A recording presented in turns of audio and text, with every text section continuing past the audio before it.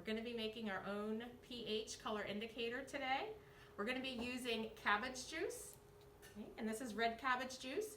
And this red cabbage juice has a naturally kind of pinkish purplish color.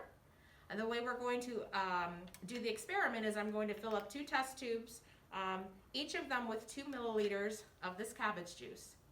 One of the test tubes is going to serve as a control, so I've written the letter C on it, and the other one is going to be the one I do the experiment on. So first, using the graduated cylinder, we talked about at our last metric system lab, I'm going to fill this up with 2 milliliters. You can see it's kind of a light purple color. Put that into the control. And then the other test tube is the one that we're going to be adding acid to. It's a diluted hydrochloric acid. And that acid is going to force a color change to occur as we add it gradually. Okay, so I have my 2 tubes. They both look, as I mentioned, kind of light purplish. All right, but we're going to pay attention to what happens as I add drop-wise this hydrochloric acid to our experimental tube. So my hydrochloric acid here, 0.1 molar. I'm going to add 2 drops.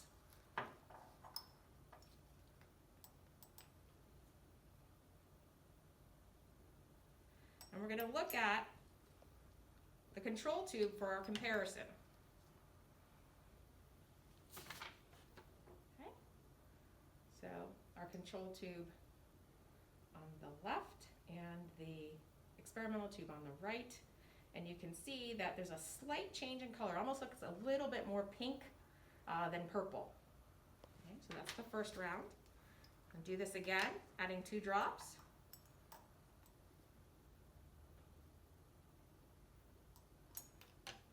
Give it a shake. All right. So again, I'm going to hold them up with a white background so you can see a little bit better. Here's my control tube and the experimental tube. Okay, so we can see that pink is getting a little bit more deeper. I'd call it more like almost like a fuchsia color rather than purple, the light purple. Okay, so now I'm going to add 2 more. So it'll be a total of 6 drops.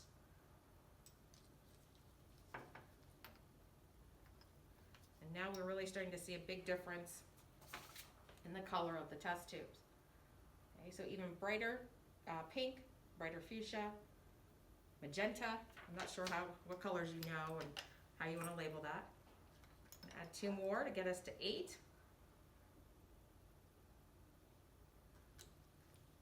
it a shake.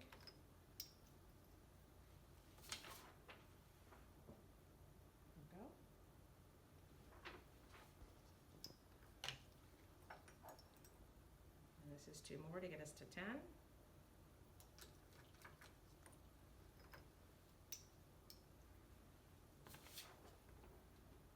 Almost like a hot pink Kool-Aid color. All right, and I'm going to do 1 more series of drops to get us to 12 drops.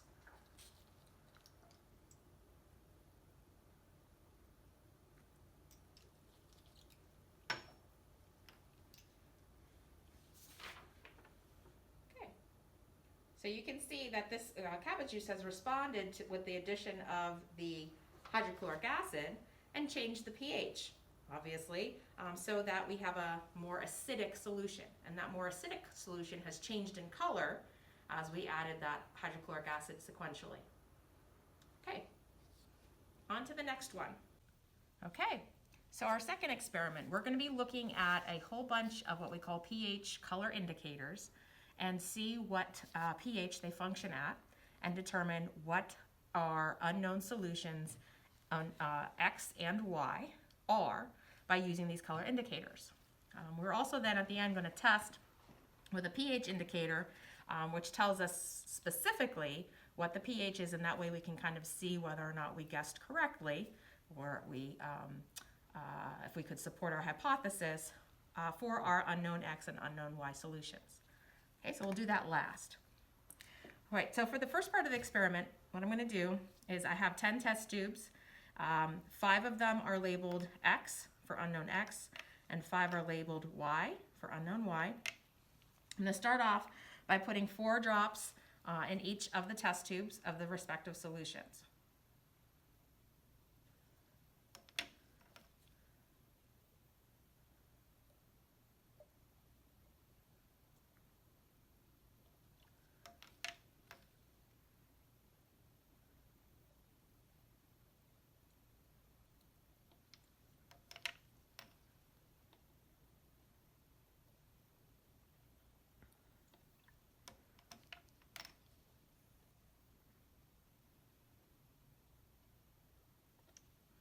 So that's 4 for unknown X, and then I'm also going to do the same thing for unknown Y. So for each of these test tubes, we're going to use a different color indicator. So there's 5 different color indicators, and those color indicators work by determining a range of pH values. A range means that's not just one specific number, like 2 or 6 or 8, but a range. So maybe it works from pH 1 to 3, or works from pH 7 to 14. So that's what the color indicator chart is in the lab manual, so that you can see these differences in colors. Okay, so I have 4 drops of the unknown solution in each of the test tubes. What I'm going to do next then is put the color indicator for each of the 5 color indicators in both X and Y. And we should see a color change. Right now, all you see is the clear solution. Once I add these color indicators, and those color indicators you can see here, there's 5 of them, these 5. Once I add them to the tubes are going to change color. And this is an immediate reaction, so it doesn't take any time. For these, each of the color indicators, I'll hold them up and show you what the results are. So we're going to start with methyl orange first. And methyl orange, we're going to add 2 drops to each test tube, 1 for unknown X and 1 for unknown Y. And we're going to see what colors they change to.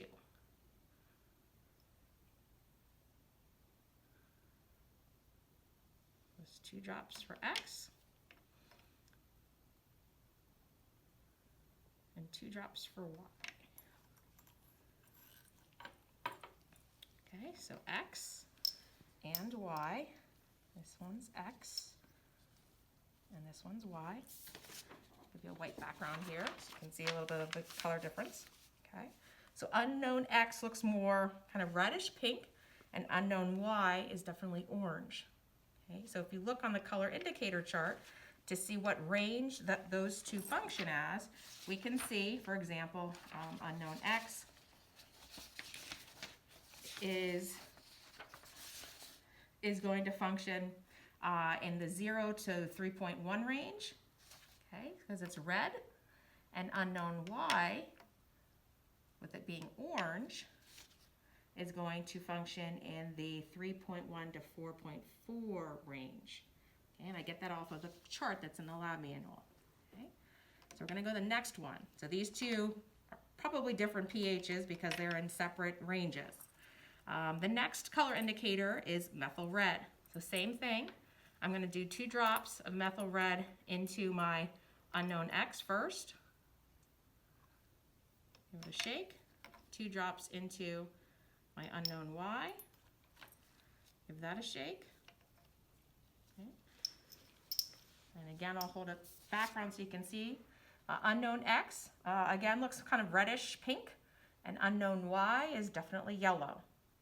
Okay, so there's 2 different results there. If we go to the chart to look at how to interpret those results, we see that methyl red functions a color indicator if it turns red, 0 to 4.4, and this unknown Y is absolutely yellow. That's not orange, that's yellow. That's 6.2 to 14. Okay, so for the rest of them, I'm going to ask you guys to interpret the results yourselves by using that chart. I just wanted to give you an example of how you do that interpretation. Okay, third color indicator is bromophenol blue. So this is kind of a bluish color dye on its own. Once I get it to react with the solution, again, I'm just going to add 2 drops you're going to see a color change, and that's going to be immediate. So here's unknown X. This is unknown Y.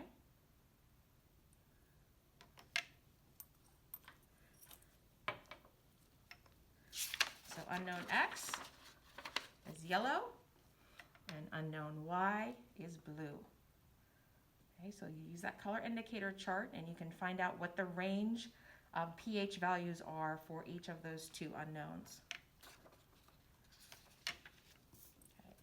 Fourth one is phenol red, and phenol red, same procedure, 2 drops into unknown X.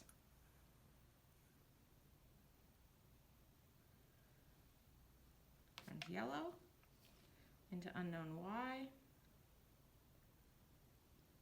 Turns bright pink, hot pink. Okay. So unknown X is yellow, and unknown Y is, I'd say, fuchsia. I don't think fuchsia is on your color indicator chart. I think they call it pink. Let's see for sure. Yeah, they do call it fuchsia. Okay. Unknown X, yellow, and I'm sorry, they call it magenta. Magenta. And then finally, phenolphthalein. Phenolphthalein color indicator is clear. And this one, going to add our 2 drops to unknown X. Stays clear. 2 drops to unknown Y. And that one turns fuchsia. Okay, it's a little cloudy in unknown X, but that's still clear. And then unknown Y is that really, really hot pink. That's a fuchsia. Okay, so that's going to give you the first 5 of these color indicators on the chart. The last 2, we're going to use pH paper. There's 2 types of pH paper. There's a red litmus paper and a blue litmus paper.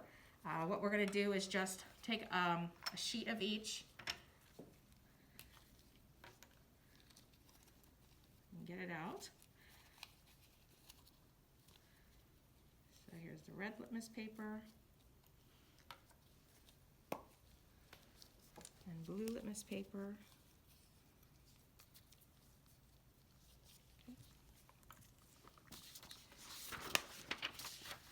And we're going to put a drop of solution actually on the paper. So this is unknown X and unknown X. On the red stays red.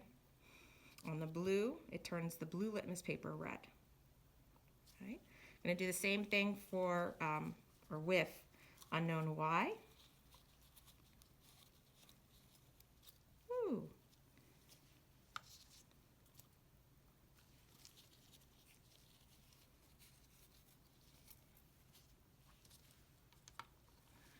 Just a drop on each. So this is unknown Y on the red litmus paper. It turns blue. And on the blue litmus paper, it stays blue. Okay. So again, this one will give you a range of values in the chart. Okay. Finally, once you've gone through and looked at all these ranges and figured out kind of which unknown is acidic and which unknown is more basic, you can look at and test using the pH paper, which will give you not a range, but a specific number. And that specific number, that value, is going to match up to a little color chart on that pH paper. Okay, so this is a way to kind of verify whether or not your hypotheses are correct in determining if unknown X is an acid or a base, or unknown Y is an acid or a base. Okay, so first for unknown X, I took a small piece of paper and do another drop on that paper. We'll do the same thing for unknown Y. Okay, so this is X and this is Y.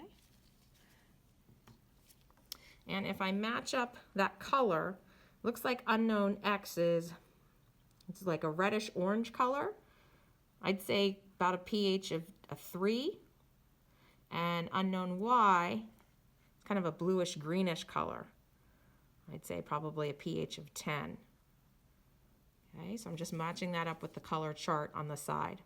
So this last experiment, we're going to look at the power of a buffer and what that does to a pH of a solution. So for this experiment, we're going to start off with 2 test tubes.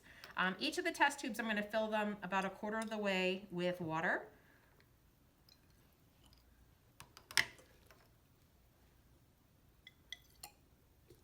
One of the test tubes is going to serve as a control, very similar to what I did in the first experiment, where we have something to compare our experimental test tube to. Okay, so 2 test tubes just with water. One of the test tubes is just going to have water in it. The second test tube, I'm going to take and grind up 1/4 of a tablet of Tums. And Tums is an antacid.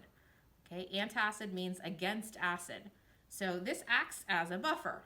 It buffers the, if you take a Tums and you have an upset stomach, it's going to neutralize that stomach acid, and that's how it works. So what we're going to do is take 1/4 tablet of Tums and grind it up in a mortar and pestle.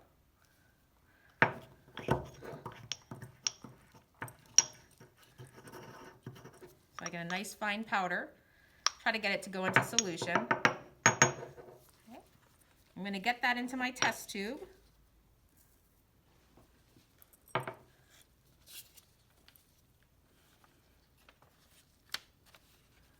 Carefully.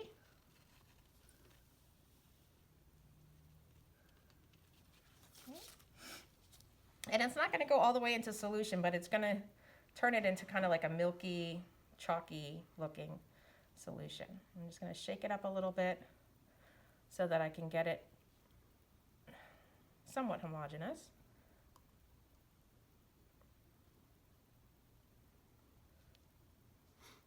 Okay, so here we have a test tube with water, and here we have a dissolved, somewhat dissolved Tums tablet. Okay, so the next part of the experiment involves taking a color indicator that we used in the last experiment. It's called bromophenol blue. And bromophenol blue is going to be added 3 drops to each of the tubes. And we're going to take a look at what these colors are to start out with.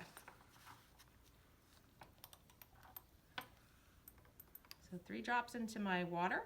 1, 2, 3. 3 drops into my Tums tablet. 1, 2, 3. Okay, I'm going to give them a little shake. This one you can see it's a very bright blue.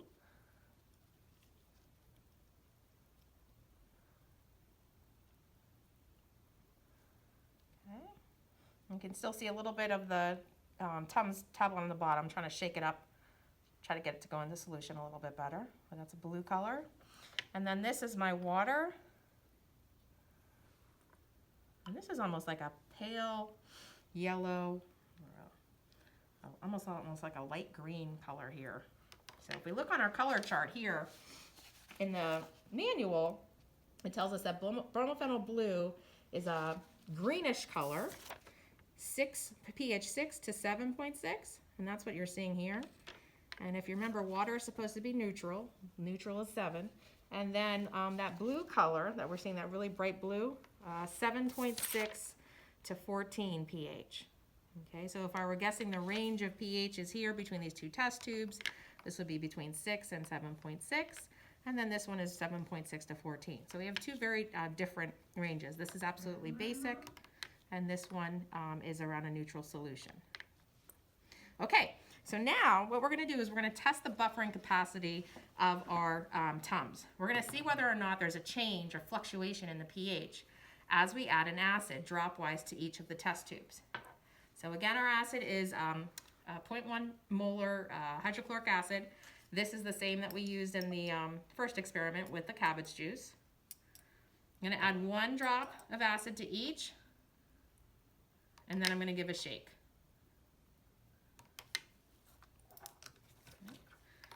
So I add 1 drop of hydrochloric acid, which is obviously acidic, and now my solution has turned a very distinct yellow color.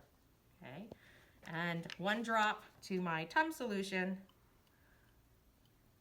and we're still very blue. Okay. When I look at the chart, again, that yellow color for bromophenol blue is going to be anywhere from a pH of 0 to 6. So now we've basically forced this to go from a neutral pH to acidic. And that makes sense because we're adding an acid to the solution. Okay. This one here, with the Tums tablet in it, doesn't look like it was affected at all by that. All right. I'm going to go ahead and do another drop of acid into each. One here, one here. Again, give it a shake. That blue color is still very blue. This is still yellow. Okay, so that's 2 drops. Third drop. In each. Okay, and you can see this is still very blue. It's not changing very much at all. If anything, it's getting maybe a little bit lighter blue, but it's still blue. So that pH is still a basic pH. And this is the 4th drop.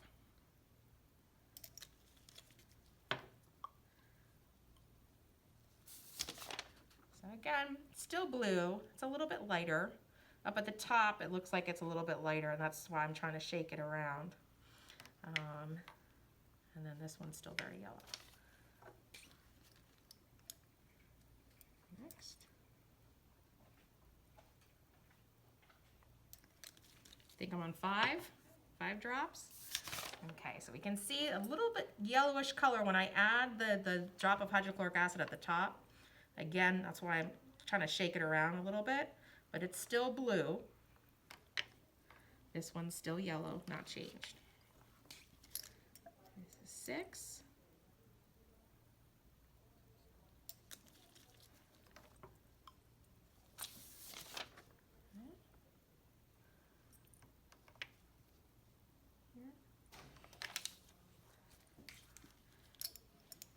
And 7. So I wanted to show you the top there. At the top, it looks like a little bit yellow, but as I shake it around, it's still blue. So 7 drops of hydrochloric acid and has not changed the pH. Okay, so that's telling us that that Tums is really working very hard to absorb all those excess hydrogen ions in the solution. Okay, comparing the two still. One's very blue and one's very yellow. Okay, 8.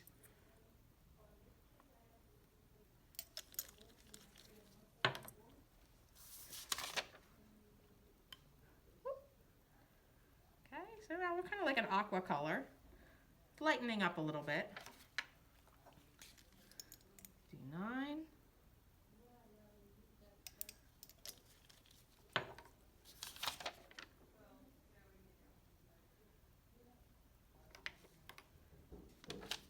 See, when I hold them up side by side, this one is definitely getting a little bit lighter. That blue color is not as brilliant, is not as bright. And then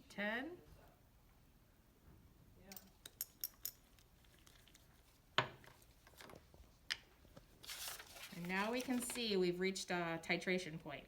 So you see the color of the test tube at yellow at the top, and it's starting to turn from blue into yellow. Okay, kind of a greenish color. Not all the way there, but it's definitely on its way.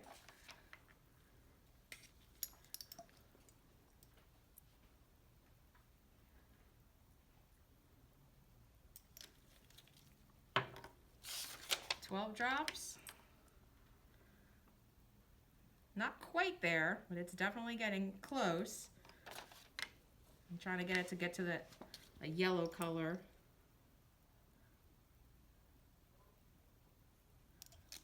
Lucky 13.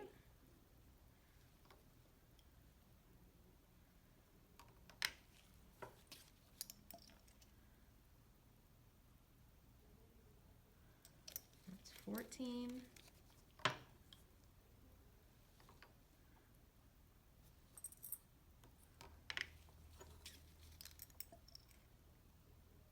15.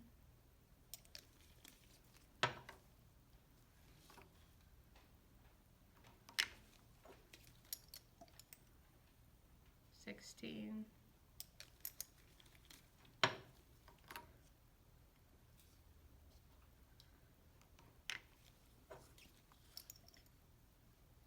17.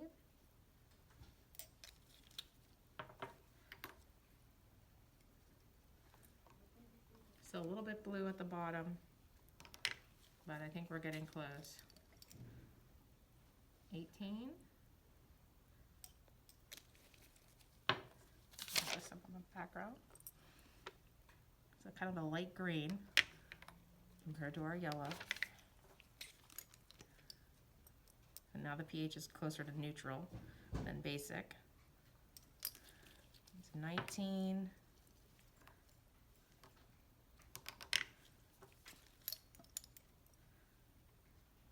And 20.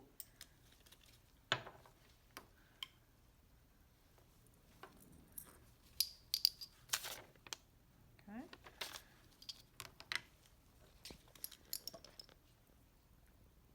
21.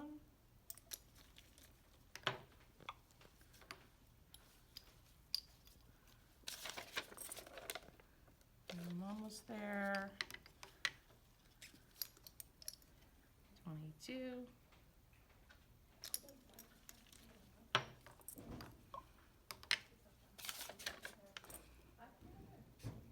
Still light green. 23.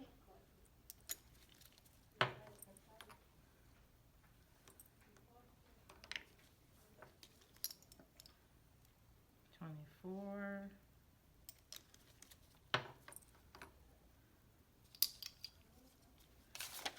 And I think that's pretty close to yellow.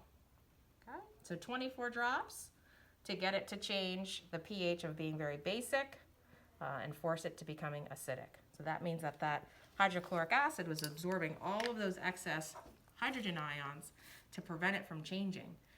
And finally it reached saturation point. Okay, so that's the power of a buffer. And that's why it works wonders when you take it and you have some acid indigestion. And that's what's happening in your body.